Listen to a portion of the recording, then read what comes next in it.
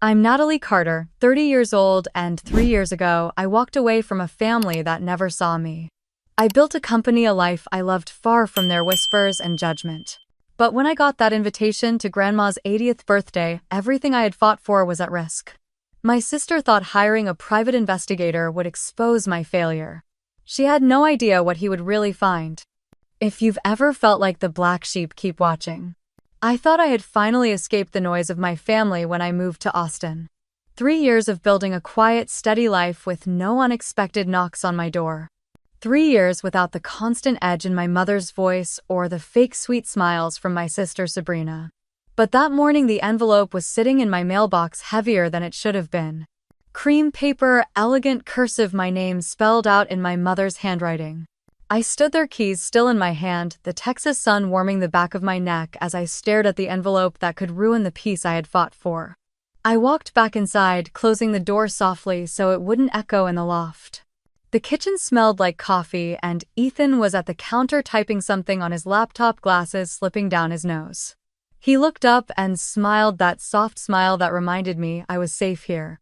"What's that?" he asked, nodding toward the envelope in my hand. I didn't answer right away. My hands were shaking a little as I tore it open, unfolding the thick card inside. My eyes caught the words before I could stop them. Celebrating June Carter's 80th birthday, I sat down at the table, the chair cold against my legs.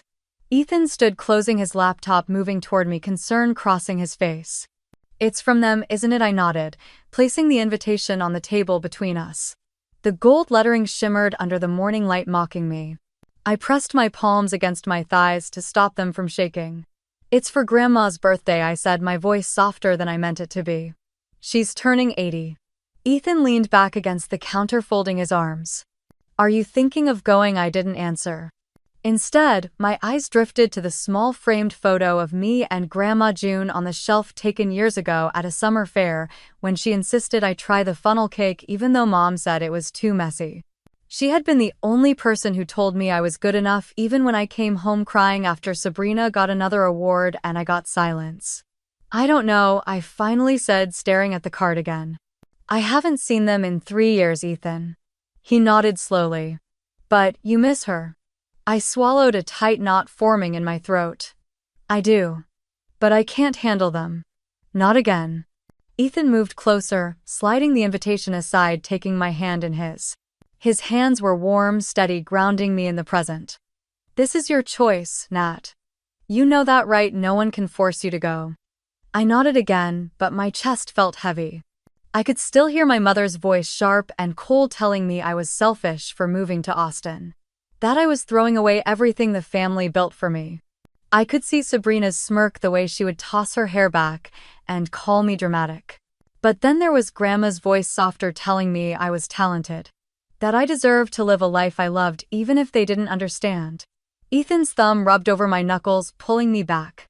"What's on your mind?" "I'm just thinking about her face when she sees me walk in," I whispered.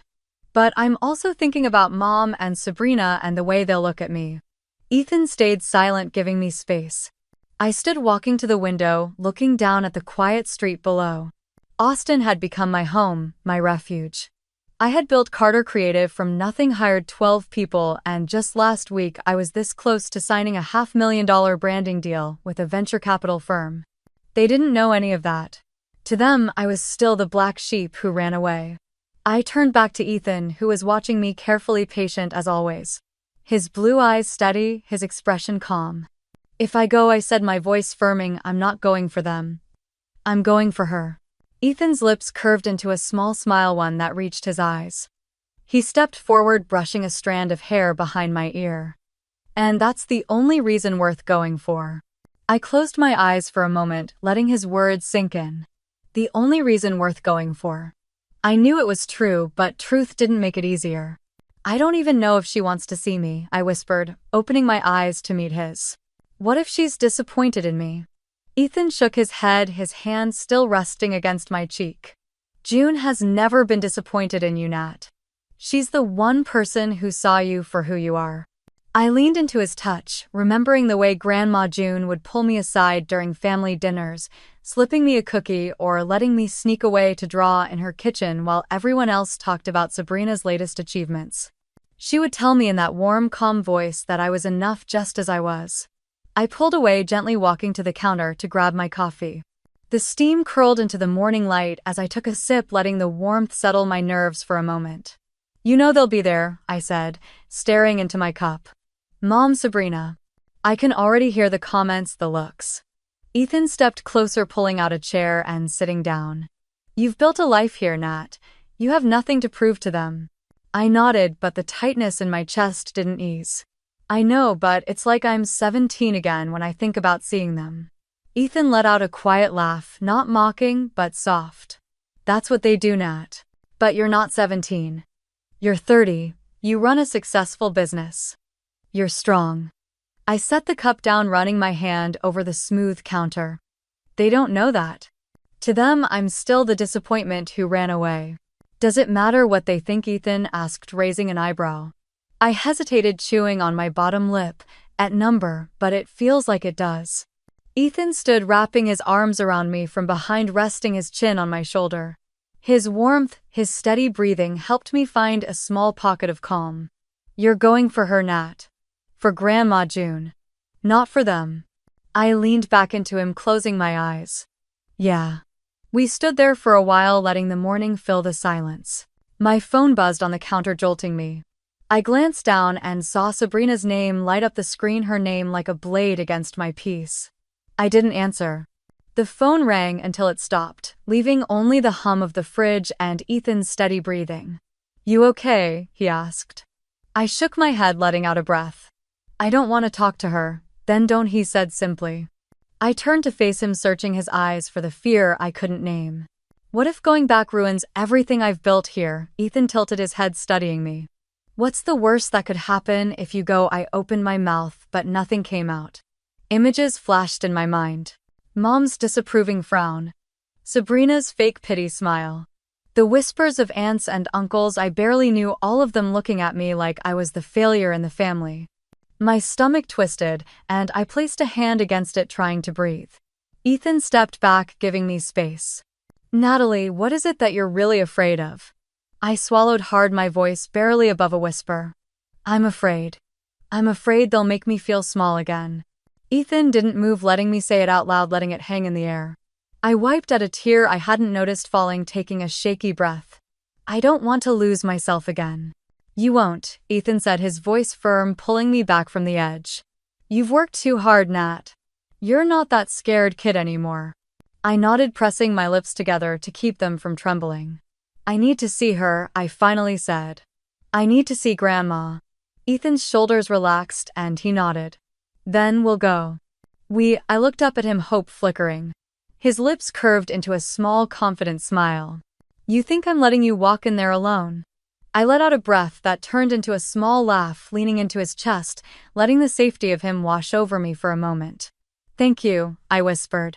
"Always," he replied. We stood there, the morning sun painting the kitchen in soft gold. I looked at the invitation again, running my thumb over the gold lettering. A part of me was still terrified, but another part, the part Grandma June always believed in, was ready. Ethan pulled back just enough to look at me, his blue eyes calm and clear. His next words sliced through the quiet, pressing against the fear I hadn't named. "If you go, Nat, what are you most afraid will happen?"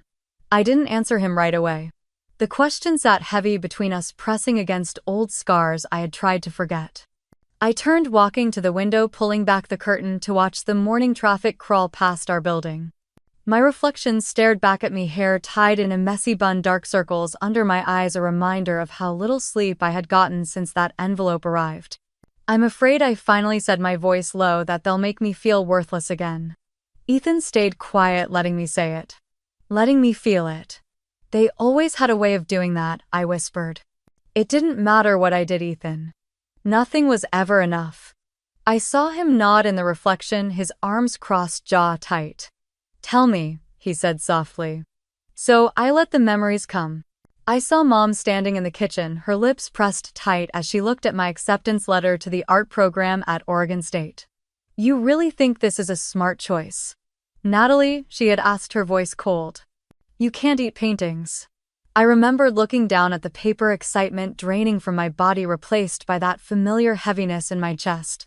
And Sabrina standing behind her, smirking as she waved her acceptance letter from Lewis and Clark Law, Mom's eyes lighting up in a way they never did for me. Now that's a real future, Mom had said, pulling Sabrina into a hug, leaving me clutching my letter alone. I blinked, the memory fading, but the ache in my chest remained. I turned back to Ethan, who was watching me with steady eyes. Mom used to say I was too sensitive, I said. That I needed to toughen up. That art was a hobby, not a life. Ethan's eyes softened, but he didn't move, letting me continue. And Sabrina, I said, letting out a breath. She knew exactly how to twist the knife. Every time I won something, she would roll her eyes and tell me it didn't matter because it wasn't real. I closed my eyes, remembering the day I won the regional art competition in high school. My painting had been featured in the local newspaper, my teacher telling me I had real talent. At dinner that night, Mom had glanced at the paper, her lips tightening. Don't let this get to your head, she had said, while Sabrina sighed dramatically, saying, We get it, Natalie, you can draw. I had swallowed the hurt, pushing peas around my plate, trying not to let them see the tears burning in my eyes. Ethan moved, then stepping closer, taking my hands in his. His touch was warm, grounding. You're not that girl anymore. Nat, he said, his voice steady. You've built something amazing here. I nodded, blinking away the memory, letting the reality of now sink in. Carter Creative wasn't just a company. It was proof that I was more than what they said I was. I just don't want to lose who I am, I whispered. You won't, Ethan said, squeezing my hands. You've come too far.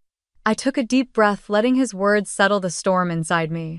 My eyes drifted to the whiteboard near my desk, covered in sketches and notes for the upcoming pitch with the venture capital firm. A pitch worth $500,000. A pitch I had earned.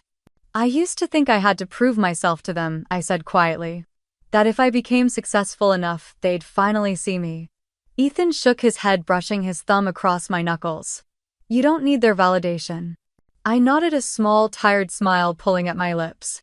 I know. The morning light had shifted, pouring into the kitchen, warming the cold tiles under my feet. I let go of his hands, walking to my desk, flipping open my planner.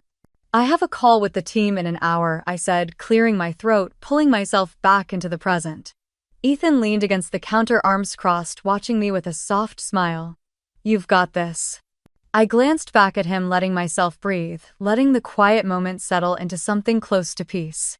My phone buzzed on the desk, pulling my attention. The screen lit up with a new message. It was from Sabrina. I stared at her name on the screen, my thumb hovering, heat rising in my chest. Sabrina. I hadn't spoken to her in over a year, hadn't heard her voice since the last time she called to inform me that I was missing out on family moments. Her texts always came with that same sharp edge, wrapped in fake concern. I tapped the message, forcing myself to read it. Don't forget, Grandma's not getting younger. Not many birthdays left. I let out a breath, steadying my hands. My reflection in the dark screen was tight-lipped, eyes tired. It was always like this, with her soft words that somehow managed to feel like a blade. Ethan watched me, waiting. What did she say? I looked up, swallowing. She's reminding me that Grandma's old. He raised an eyebrow, reading between the lines. And reminding you that it's your fault if you don't show up. I nodded, setting the phone down on the desk. Yeah. My mind pulled me back like it always did to the kitchen in that Portland house. Sabrina sitting at the counter, her long hair perfectly curled, Mom bustling around, praising her latest mock trial win at her law program. Your sister has such a bright future, Mom had said, smiling as she poured Sabrina another cup of coffee. And there I was, 17, acceptance letter to the art program in my hand, hoping Mom would look at me like that just once. When I told her about the scholarship, Mom didn't even pause, didn't even look at the paper. She just sighed. Art is nice, Natalie, but you can't live off doodles, she said, glancing at Sabrina, who smirked over the rim of her coffee cup. I remember the sting, the way I hid the letter in my sketchbook, later pressing it between the pages like it was something to be ashamed of. I swallowed, pulling myself back to the present. Ethan was still watching me, eyes soft, patient. Mom used to say that a lot, I said, quietly, picking at the edge of the desk. That art wasn't real. But it was real for you, Ethan said, stepping closer. I nodded, blinking fast. Grandma was the only one who told me it mattered. My voice cracked and I let out a breath. Grandma June, with her warm smile, her gentle hands that smelled like lavender soap, would pull me aside, flipping through my sketchbook. You have a gift, Natalie, she would say, her eyes kind. You deserve to go wherever you want to go. It was her words that carried me when Mom's voice tried to drown me out. It was her voice I heard when I packed my bags for Austin, leaving Portland with nothing but my sketchbooks and a hope that I could build a life on my own. You did it, Nat, Ethan said, reaching out to tuck a loose strand of hair behind my ear. You built something from nothing. I let out a small, shaky laugh. I remember the day I left, Sabrina made sure to announce her engagement. Ethan raised an eyebrow, letting out a breath. Seriously? Yeah, I said, shaking my head, a bitter smile tugging at my lips. At my graduation dinner in front of everyone, Mom was so excited she forgot I was even there. Ethan swore under his breath, but I only shrugged. That's when I knew, I said softly. I couldn't stay there. I didn't want to be the shadow anymore. I looked around our apartment, the soft light pouring in, the sketches pinned to the wall, reminders of projects completed, clients won, a business built from the ground up. I'm not that shadow anymore, I whispered. Ethan nodded, pride in his eyes. No, you're not. I picked up my phone again, reading Sabrina's message one more time before locking the screen. The weight in my chest wasn't gone, but it was different now. It wasn't fear, it was something closer to resolve. I turned to Ethan, letting out a breath. I'll go see Grandma. His smile was small, steady. We'll book the flights.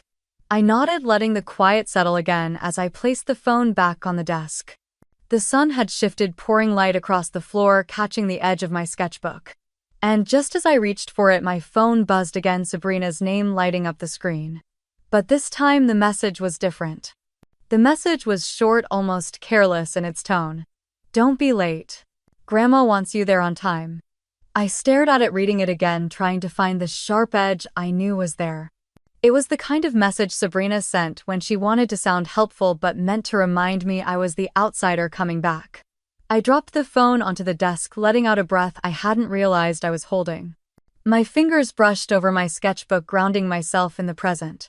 Ethan walked in, holding his coffee, watching me. Another one from her, I nodded, rubbing my eyes. Yeah. He set his mug down, crossing the room to stand in front of me. She doesn't get to ruin this for you.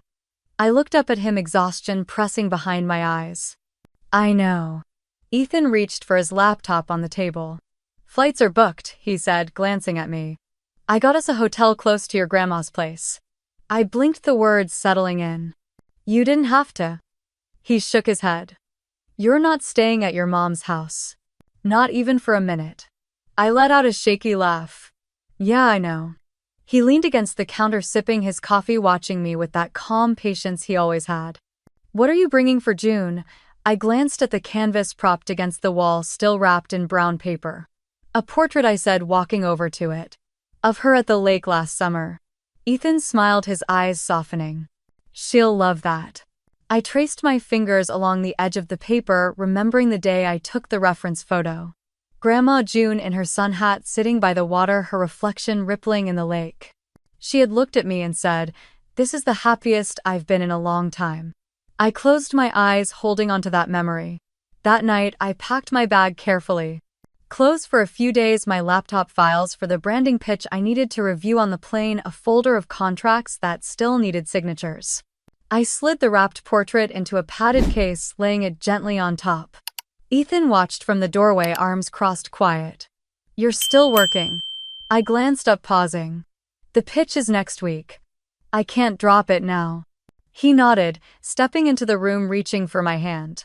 I get it, just don't let them get in your head while you're there. I squeezed his hand, letting the warmth settle into me. I'll try. We crawled into bed later, the room dark, except for the glow of the city lights outside. I lay on my back, staring at the ceiling, my mind racing. I tried to focus on the clients, the designs waiting for final approval, the numbers I needed to check in the morning. But the past had a way of slipping in when the lights were off. I drifted into sleep, and the dream came fast.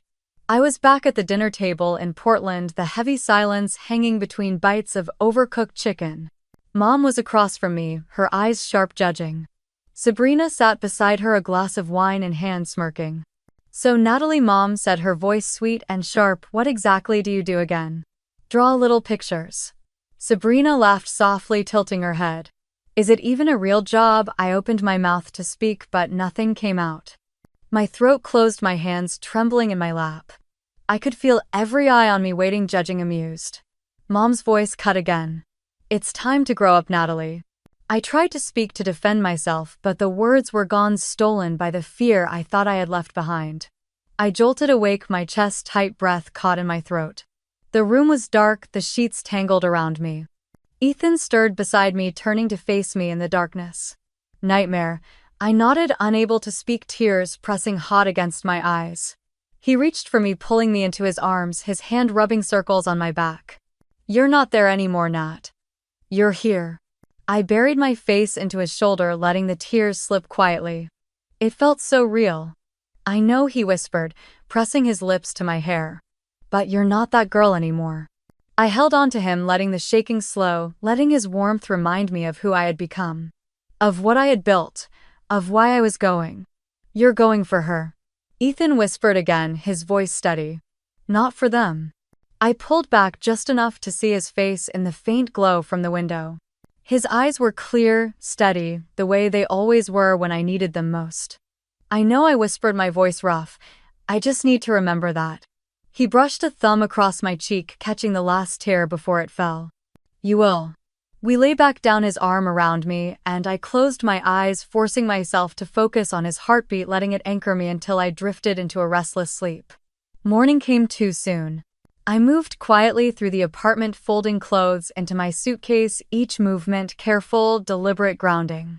The soft thud of the zipper felt final as I closed the bag. Ethan was at the kitchen counter, laptop open, coffee steaming beside him. He glanced up, offering me a small smile. I confirmed our hotel. Close to June's place, 15 minutes tops. "Thank you," I said, adjusting the strap of my laptop bag on my shoulder.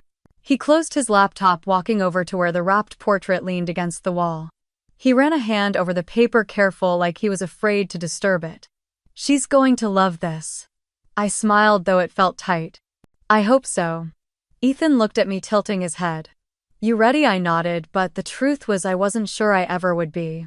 I checked my planner, running through the mental list. Contracts for the branding pitch, my tablet loaded with the presentation, client files updated. I needed the work with me, needed the reminder that I was more than the scared girl they tried to keep small. Ethan grabbed the handle of my suitcase, pulling it toward the door, pausing to look back at me. "Laptop chargers, contracts. All in here," I said, tapping my laptop bag. "Good," he said, opening the door, letting in a rush of cool morning air. We moved through the motions, quietly loading the car, locking the door, heading toward the airport. The city was just waking up, the sky a pale gray, the streets empty except for a few early risers jogging past. At the airport, we moved through security, found our gate, settled into the uncomfortable chairs with coffees in hand. I opened my laptop, pulling up the client files, forcing myself to focus. But every few minutes, my eyes drifted to the wrapped portrait leaning against Ethan's bag, a reminder of why I was going. The boarding call came, pulling me from the screen. We stood, gathered our bags, moved with the small crowd toward the gate. Ethan squeezed my hand before we stepped onto the plane. Deep breaths. I nodded, inhaling slowly, holding it, letting it out as we found our seats. The plane lifted, the city shrinking below us, the clouds swallowing everything in soft white. I leaned back, closing my eyes, letting the hum of the engines drown out, the thoughts clawing at the edges of my mind. We landed in Portland just before noon. The air felt different as we stepped outside, damp, cool, carrying that scent of pine and rain that I had missed and hated all at once. We found the rental car, loaded our bags, and began the quiet drive toward the hotel. I watched the familiar streets pass by each corner, holding a memory I didn't want to revisit. The hotel was small, modern, the kind of place that felt temporary in a comforting way. We checked in, moved our bags to the room, and stood in the middle of the quiet space for a moment. Ethan looked at me, his hand brushing against mine. "We're here for her, nothing else." I nodded, setting my laptop on the desk, pulling out the contracts, arranging them in a neat stack, aligning my pens, forcing the world into order. The portrait leaned against the wall, waiting. I sat on the edge of the bed staring at it, trying to imagine Grandma's smile when she saw it, the way her eyes would light up, how she would reach for my hand and tell me she was proud. A small comfort. I stood, moving to the window, watching the rain begin to fall, tapping softly against the glass. My phone buzzed on the table behind me. I turned, walking over, picking it up, the screen lighting up with a number I didn't recognize. A single text. "Everyone will know who you really are at the party." My fingers tightened around the phone, the message burning into my skin. "Everyone will know who you really are at the party." I stared at it, letting the words sink in before locking the screen and setting the phone down. My chest was tight, but I forced myself to take a breath. Ethan stepped out of the bathroom, towel around his neck, his hair damp. "Everything okay?" he asked, reading the look on my face. I shook my head once. "Just another message." He paused, searching my eyes, then nodded slowly. "Do you want to talk about it later?" I said, forcing my voice steady. The rain had stopped by the time we left the hotel, the sky still gray, heavy clouds pressing low. We drove in silence, the streets familiar but foreign, each corner pulling pieces of memory I didn't want to hold. The house came into view exactly the same as it had been the day I left. White paint, black shutters, the garden perfectly trimmed, the walkway lined with lavender bushes. It was like nothing had changed, like the world inside those walls had been frozen in time, waiting for me to walk back in. Ethan parked, glancing at me. "You ready?" "No," I said, exhaling. "But let's go." We stepped out, the cool air brushing against my skin. I pulled the wrapped portrait closer to my chest, feeling the edges press into my palms. Neighbors were gathered in the yard, holding paper cups, laughing, eyes shifting as we walked up the path. A woman I barely recognized leaned toward another, whispering, eyes flicking to me. I heard the edge of her words. "She's the one who left, right? Thought she was too good for them." I kept walking, each step careful on the stone path, the smell of wet grass rising around us. The front door opened before I could knock, and there she was. Sabrina. Her hair was curled, makeup perfect, a sleek black dress hugging her frame, diamond earrings catching the light. Her eyes met mine, cold, a small smirk pulling at the corner of her lips. "Natalie," she said, her voice dripping false warmth. "You made it." I kept my face neutral, nodding once. "Of course." Her eyes dropped to the package in my arms, then back to my face, eyebrows lifting slightly. "How thoughtful." Before I could answer, Mom appeared behind her, her hair pinned back, a string of pearls at her neck, a glass of white wine in her hand. Her eyes scanned over me, pausing, lips pressing together before curving into a tight smile. "Oh, Natalie," she said, stepping back. You look fine." I forced a small smile. "Hi, Mom." She stepped aside, gesturing us in. Come in, people are waiting." The air inside was warm, heavy, with the smell of lemon polish and the faint scent of the roast in the oven. I stepped into the living room, the walls lined with family photos. Sabrina's graduation. Sabrina's engagement. Sabrina's baby shower. Not a single photo of me. A cluster of relatives turned, eyes bright with curiosity, smiles too sharp to be genuine. "Well, if it isn't Natalie, Uncle," Rob said, his voice too loud. "Heard you moved down south, huh?" I nodded once. "Austin." He raised an eyebrow.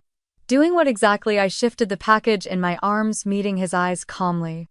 "Running my company." A pause. A flicker of something in his eyes before he laughed, patting my shoulder. "Well, good for you." I moved past him, feeling the eyes follow the whispers, starting again. Ethan stayed close, his hand brushing against mine. And then she appeared. Grandma June, walking slowly, her hands gripping her cane, her eyes bright, clear, warm. She stopped when she saw me, her face breaking into a smile that lit up the room. "Oh, my girl," she said, reaching out a hand. I stepped forward, setting the portrait down carefully before taking her hand, bending down to press my forehead against hers. Her skin smelled like lavender and warmth. "I missed you, Grandma," I whispered. She squeezed my hand. "I never doubted you for a second, Natalie." I closed my eyes, letting her words settle in my chest, grounding me. Behind me, I felt eyes watching the rustle of fabric as Sabrina moved closer, her phone in her hand, tapping the screen with her manicured nails, her laughter low as she leaned in to whisper something to Aunt Karen, both of them glancing at me. I straightened, lifting my chin, pulling my hand gently from Grandma's standing beside Ethan as the voices swirled around us. I was here. That was enough. Sabrina's heels clicked across the hardwood as she circled the room, her perfume leaving a sharp floral trail. She leaned in to air-kiss Aunt Karen, whispered something into Uncle Rob's ear, both of them turning to glance at me with small knowing smiles. Ethan's hand brushed mine, grounding me. I let out a slow breath, letting the whispers roll off me like water. Mom appeared with a tray of drinks, smiling with that tightness around her eyes. She handed me a glass of sparkling water, her gaze sliding over me before returning to Sabrina. "Oh, Natalie, you look well," she said, her voice falsely bright. I forced a polite smile. "Thanks, Mom." She turned away before I could say more, calling out to a neighbor, her laughter too loud, too forced. I sipped the water, tasting the bitterness of the lemon slice floating in it, my eyes moving around the room. Every photo, every vase, every detail was the same as the day I left. Nothing had changed, but everything felt smaller now. "Is it true you're living in Texas now?" Aunt Karen asked, stepping closer, wine glass in hand. "Yes," I said simply. "Must be hard." She continued, her voice dripping fake concern. "I heard you left." Rather suddenly. I held her gaze steady. "I'm doing well in Austin." Her eyebrows lifted, a small condescending smile on her lips. "That's good. We all worried, you know." "Thank you," I said, my voice calm, final. She hesitated, then turned away, her expression faltering. Across the room, I saw Sabrina watching, the corner of her mouth lifting in a cold smirk. She tapped her phone again, eyes flicking up to mine as if daring me to look away. Grandma June's voice broke through the tension, warm and clear. "Natalie," she called, her hand reaching for me. "Come sit by me." I moved to her side, kneeling carefully, taking her hand in mine. Her skin was soft, her eyes bright as she studied my face. "You're here," she said, her voice full of quiet pride. "I told you I would be," I replied, squeezing her hand. She patted my cheek gently. "I never doubted you." Behind us, chairs scraped against the floor as Mom called everyone to the table. "Dinner is ready," she announced, forcing a bright smile. "Let's all sit." The dining table was long, covered in a white cloth, candles flickering in tall holders, plates set with polished silverware. I took my seat beside Ethan, across from Sabrina, who settled into her chair with practiced elegance, her phone resting beside her plate. Mom bustled around, adjusting the napkins, checking the glasses, forcing laughter with the neighbors as they found their seats. The clinking of glasses and the murmur of conversation filled the room as everyone settled. I glanced at Ethan, who gave me a small nod, his hand brushing against mine under the table. I let the warmth of it steady me, reminding me why I was here. Grandma June was seated at the head of the table, her eyes moving over each of us, pausing on me with a soft smile before shifting back to the room. Just as everyone began to quiet, Sabrina cleared her throat loud enough to pull all eyes to her. She leaned back in her chair, a small, satisfied smile on her lips as she glanced around the table. Her hand rested on her phone, tapping it lightly, a glint of excitement in her eyes. "Grandma," Sabrina said, her voice smooth, practiced. "Before we eat, I have a special gift for you." She paused, letting the silence build, her eyes sliding to mine, locking there unblinking. "It's something," she continued, her smile widening, "that has to do with Natalie." A hush fell over the table, the soft clink of forks pausing midair. Grandma's eyes darted between Sabrina and me, confusion flickering across her face. "What is this about, Sabrina?" Sabrina's smile didn't reach her eyes. "Just a little truth, Grandma. You deserve that." She lifted her hand, snapping her fingers toward the hallway. The front door opened and a man in a dark suit stepped inside, carrying a thick black folder tucked under his arm. My heart slammed so hard I thought the entire table could hear it. He walked in with the calm of someone used to uncomfortable rooms, eyes scanning the table before settling on Sabrina, giving her a small nod. "This is Mr. Marcus," Sabrina announced, her voice sweet and sharp all at once. "A private investigator." A ripple of whispers moved through the table. Aunt Karen leaned toward Uncle Rob, her eyes bright with the promise of drama. Mom lifted her glass, taking a slow sip, her lips curling into a small cold smile as she watched me. I felt Ethan's hand slide over mine under the table, squeezing. I gripped back hard, my breath caught in my chest. "What is the meaning of this?" Grandma asked, her voice shaking slightly. Sabrina patted her hand, condescending, her eyes flicking to me again. "It's for your protection, Grandma. I couldn't let you be lied to." My jaw tightened, my nails digging into Ethan's palm, but I kept my face, still refusing to give Sabrina the reaction she wanted. The man Marcus cleared his throat, stepping forward. He opened the folder, pulling out a stack of papers, the pages thick and heavy in his hands. Ethan leaned in, his lips close to my ear. "Don't be afraid," he whispered. "You fought too hard to back down now." I swallowed, forcing the rising panic back down. Sabrina stood, moving to the center of the room, her phone still in her hand, as if ready to record every second. Her confidence was thick, her smile smug as she turned back to face the table. "You all think Natalie's done so well for herself," she began, letting the words hang, her eyes sweeping over the room, pausing on each curious face. Aunt Karen's eyes widened. Uncle Rob leaned forward, his elbows on the table, eager. Mom set her glass down with a soft clink, folding her hands together, watching me with that cold calculation I knew too well. "But the truth," Sabrina said, her voice softening for effect, "isn't always what it seems." Marcus shifted the papers in his hands, clearing his throat again, preparing to speak. Across the table, Grandma reached for my hand, her grip surprisingly strong. I turned to her, meeting her gaze, seeing the fear, the confusion, and the quiet strength that had always been there. "It's okay," I mouthed to her, even if I didn't fully believe it. Sabrina crossed her arms, tilting her head, her eyes glittering. She was enjoying this, feeding off the tension in the room, the attention, the power. Marcus finally lifted his gaze, his voice calm, professional, as he addressed the table. "Over the past 3 months," he said, "I have conducted a thorough investigation into the personal and professional life of Natalie Carter." A heavy silence fell over the table, the only sound the soft hiss of the radiator against the cold Portland air. Sabrina's smile widened as she turned to the relatives, her eyes alive with anticipation. "Go ahead, Mr. Marcus." Mom crossed her legs, folding her hands, her gaze sharp as she leaned back in her chair, watching me like a hawk.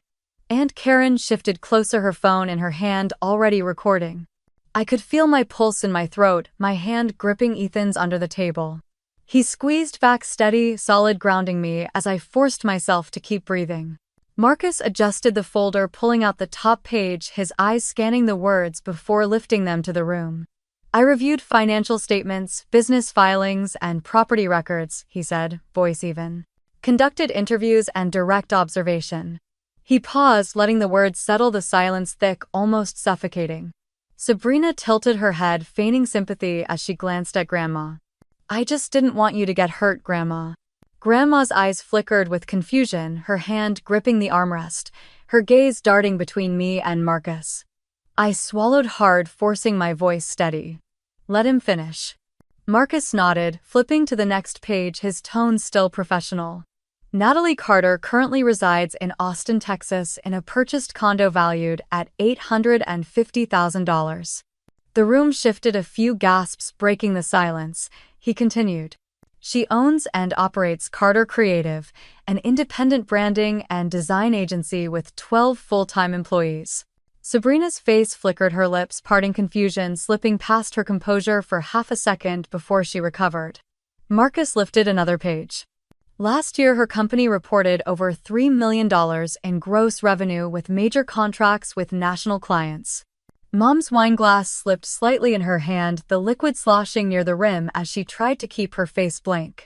Uncle Rob cleared his throat, leaning back, eyes wide. $3 million, Marcus nodded once. "All information has been verified with financial documentation and client testimony." Sabrina's face was pale now, her fingers tightening around her phone, the screen lighting up with her grip. Marcus set the papers down carefully on the table, his eyes meeting each person in the room before returning to Sabrina. "You hired me to find evidence of deception," he said calmly. "There is none."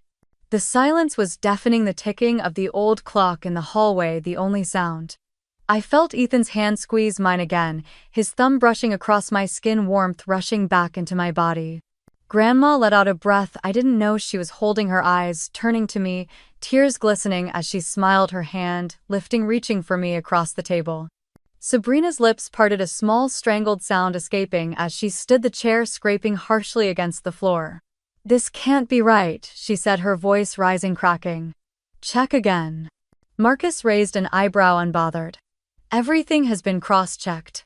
Mom's face was tight, her jaw clenched, her eyes cutting to Sabrina, then to me, then back to her wine glass. Sabrina's hands were shaking now, her phone dropping to the table with a soft thud, the screen going dark.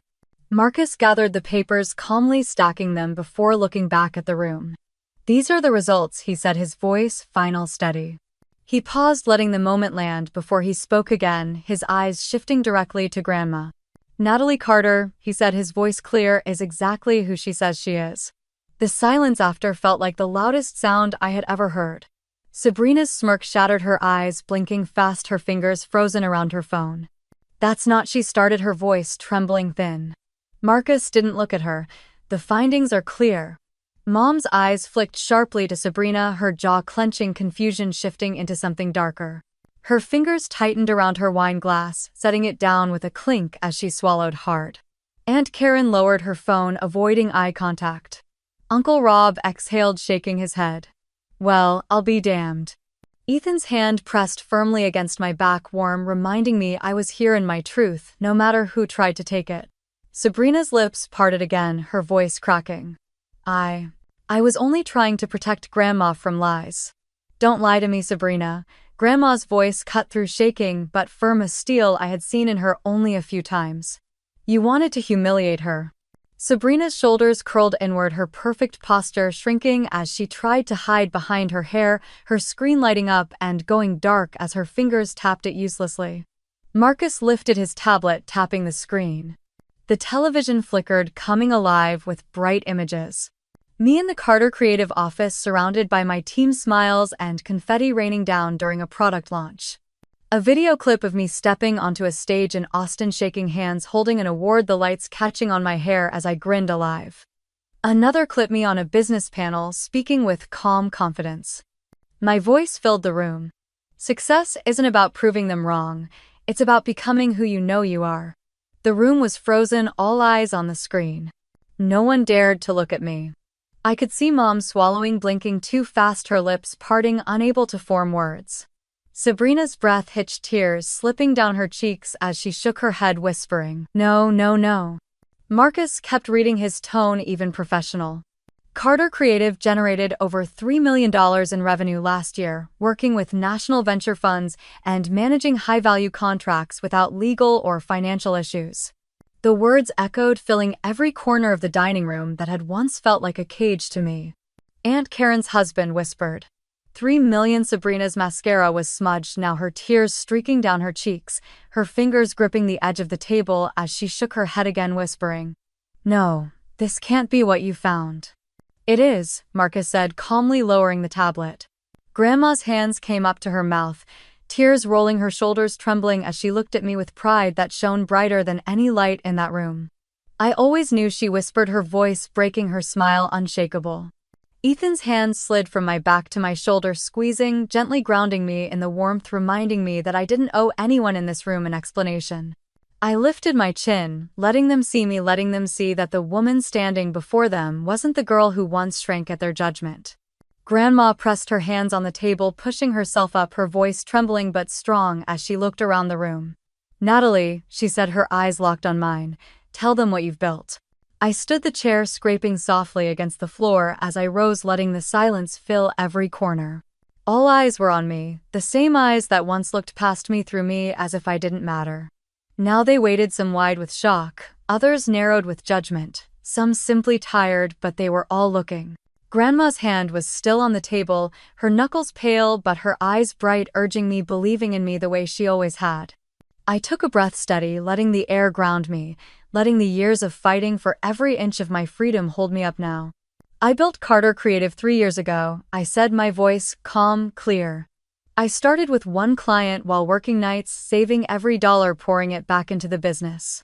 Sabrina's face was blotchy, her mascara streaking as she shook her head, whispering, "No, you're lying." "I'm not," I said, turning to her, meeting her eyes without blinking. I worked for every contract, every dollar, every late night, every early morning. I built something that matters. The television screen shifted again, showing a clip of my team gathered in the office, balloons overhead, the words 3M revenue on a cake as they cheered, laughing, hugging each other. I pointed to the screen, not looking away from Sabrina. We didn't just build a business, we built a place where people are seen, valued, and heard. Mom's face was pale, her lips pressed tight, her eyes darting between me and the screen, fighting whatever words she wanted to say. Aunt Karen wiped at her eyes, shaking her head, whispering, "I didn't know." "I know you didn't," I said softly, turning back to the room. "None of you ever asked." Grandma's eyes were glistening, a tear rolling down her cheek as she smiled, her hands trembling as she pressed them together. Ethan stepped closer, his hand resting on my shoulder, steady, warm, the anchor I needed as I continued. "I've signed national contracts with venture funds," I said, my voice stronger now, helping startups tell their stories, helping women-owned businesses find their place in the market. Last year we closed over $3 million in revenue debt-free with a team of 12 full-time employees. Uncle Rob let out a low whistle, shaking his head, his eyes wide. That's something, Natalie." Sabrina's hands were trembling, her phone clattering to the table as she tried to speak, her voice cracking. "No, you're just pretending." "No, Sabrina," I said quietly, firmly. "You wanted me to fail so you could feel better about yourself." Her eyes snapped up to mine, fury and shame warring across her face, her mouth opening and closing with no sound. Marcus closed the folder, setting it down with finality.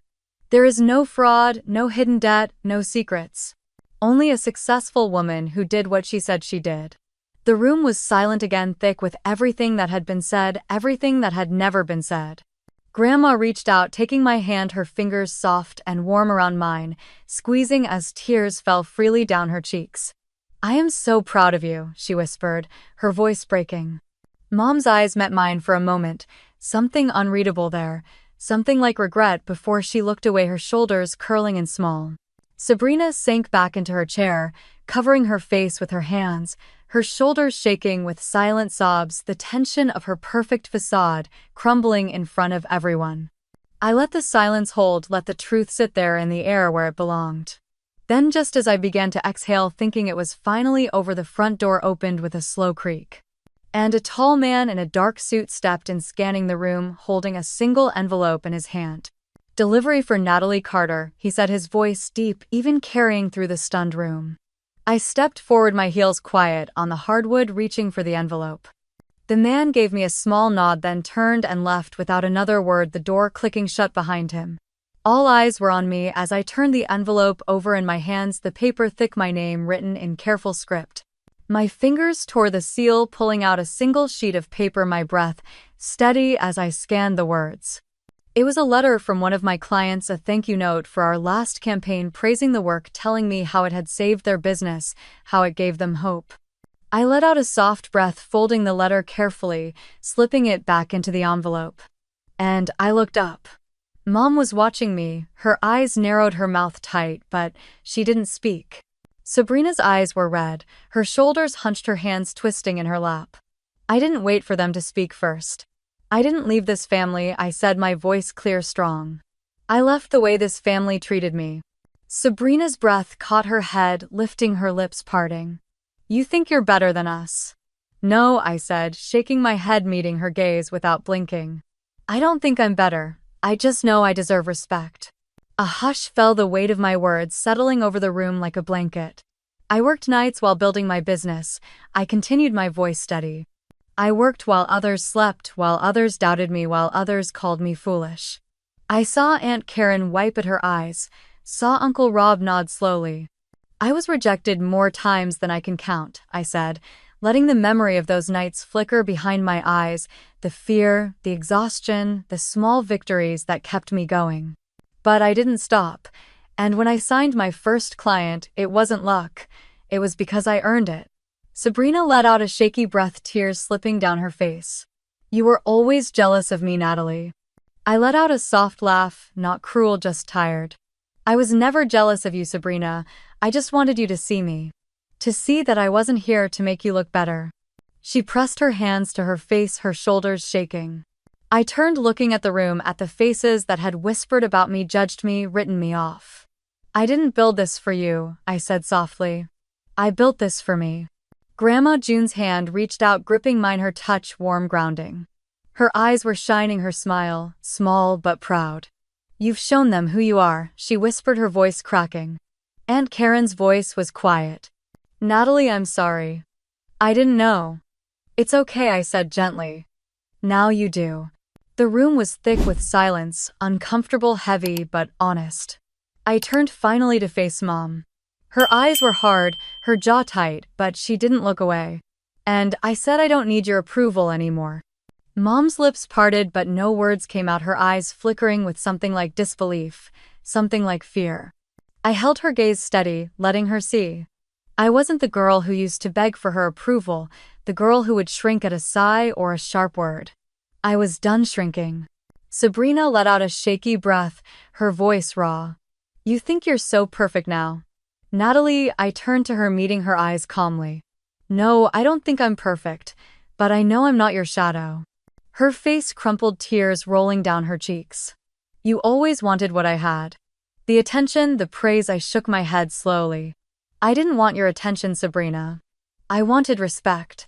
I wanted to be seen." Her shoulders shook as she buried her face in her hands, muffling a sob. I took a breath, letting it fill the room with my truth. "When I left, I said, my voice, even I wasn't leaving the family. I was leaving the way you treated me." Aunt Karen wiped a tear from her cheek, her voice small. "Natalie, we didn't know." "I know," I said softly, glancing at her. "But now you do." I felt Grandma's hand grip mine, warm, strong, despite the tremble in her fingers.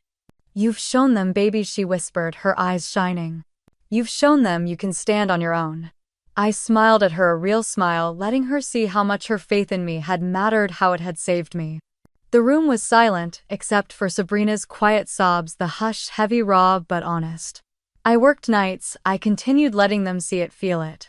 I worked when I was exhausted, when I was terrified of failing, when every rejection felt like proof I was nothing. They were listening now. Really listening. But I didn't stop, I said, my voice firm, letting it land.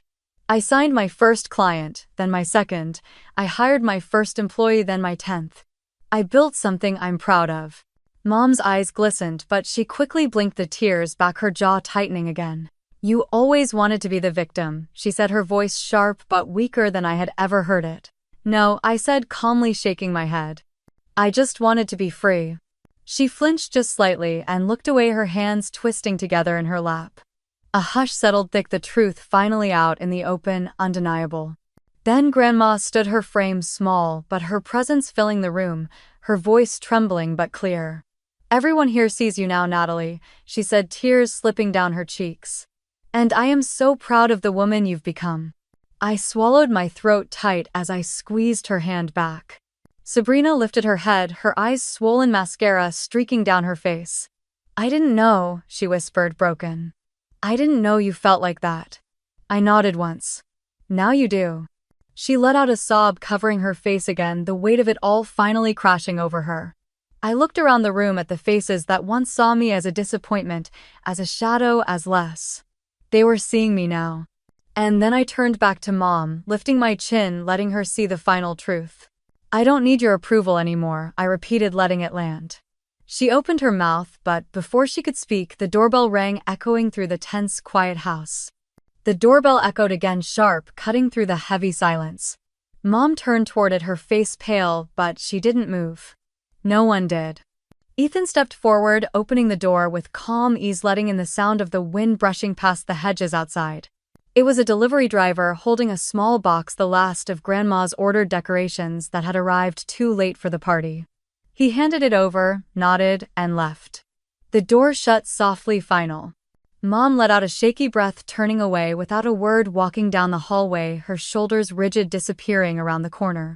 Sabrina wiped her face, smudged mascara on her hands, and stood, her eyes darting around the room, landing on each family member before falling to the floor. "I need to go," she whispered, her voice cracking. No one stopped her. She grabbed her purse, her heels tapping across the hardwood, and the front door opened, then closed, leaving the air emptier, cleaner somehow. I felt Grandma squeeze my hand, her grip firm despite the tremor in her fingers. "I am so proud of you, Natalie," she whispered, tears in her eyes, her smile soft but certain. I turned to her, swallowing hard, letting that warmth sink in, letting it replace years of cold doubt. "Thank you for always believing in me," I said, my voice quiet, steady. She nodded once, patting my hand. "You were meant to fly, baby." The party ended quietly, people filtering out with awkward smiles, gentle nods, a few soft apologies whispered as they left. Uncle Rob squeezed my shoulder, whispering, "You did good, kid." Aunt Karen hugged me, holding on longer than I expected, her perfume familiar, comforting in a way I hadn't felt in years.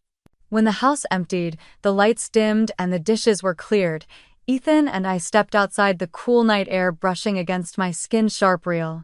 We loaded our bags into the car, the quiet hum of the engine, the only sound as we pulled away from the house, the streetlights flickering past, the city falling away behind us. I looked back once, the house growing smaller in the mirror, the weight of it finally lifting from my shoulders. Ethan reached over, lacing his fingers with mine, squeezing gently. "You did it," he said softly, his eyes on the road, a small smile on his lips. I let out a breath I didn't know I was holding, leaning back into the seat, letting the feeling of freedom settle deep in my bones. Back in Austin, the sun felt warmer, the air clearer, the city alive in a way I could finally see. My team greeted me with smiles, laughter, updates about projects, new contracts signed while I was gone. Carter Creative thrived, growing, a testament to every hard choice, every late night, every risk. One evening, as the sun dipped below the skyline, painting the city in gold, Ethan pulled me onto the balcony of our apartment. He took my hands, his eyes bright, steady, unwavering. "You've won, Natalie," he said, his voice soft, sure. Then he dropped to one knee, a small, simple ring in his hand, the light catching on the metal, glinting. "Will you let me keep standing by you for every fight, every victory, every quiet morning?" after he asked. Tears blurred the city lights, and I nodded, laughter and tears mixing as I whispered, "Yes." He slipped the ring onto my finger, pulling me into his arms as the wind lifted around us, carrying away the last pieces of fear I once held. The city lights sparkled below us as Ethan held me, the cool breeze brushing against my skin. I leaned back just enough to see his face, the quiet pride there, the love, the certainty. We stayed there for a long moment, letting the noise of the world fade, letting this new chapter begin without rush. The next morning, I walked into the office, the smell of coffee and fresh paint grounding me as my team lifted their heads, smiles spreading across their faces. "Welcome back, boss," Mia said, handing me a coffee, her eyes bright.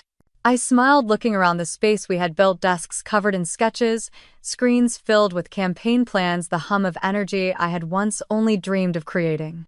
We signed 2 new contracts that week, one with a national wellness brand, another with a women-led tech startup, each handshake a quiet promise that what we were building mattered. Late one evening, I sat on the balcony again, the ring cool on my finger, the lights of Austin pulsing like a heartbeat. Ethan stepped out, handing me his phone, the screen open to an email titled "Podcast Guest Invitation."